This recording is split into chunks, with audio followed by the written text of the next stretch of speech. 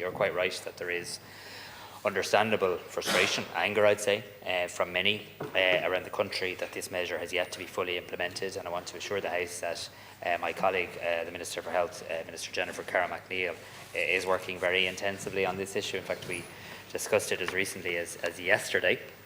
I know she's had a number of direct meetings herself with pharmacists, with their representative body, to try and get this matter over the line. And in addition to that, the Department and the HSE has also engaged extensively with the Irish Pharmacy Union in relation to the practical rollout of the measure, because this measure matters. It matters for the reasons you've outlined, and when operational, the measure will cover any HRT medications and products which are reimbursable by the HSE, which have been prescribed for the purpose of alleviating the symptoms of menopause.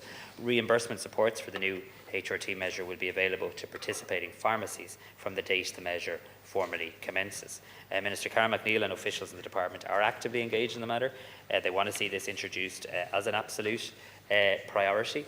And I suppose I'd ask today for everybody involved in this, rep bodies, the department, the HSE, to let's all have a bit of give and take here to try and get to a point where this scheme can actually be activated once and for all in a way that absolutely supports our pharmacists, the great work that they do in communities right across Ireland, I acknowledge that, but crucially fulfills the policy objective here in terms of making sure that these HRT measures are funded and available to the women of Ireland.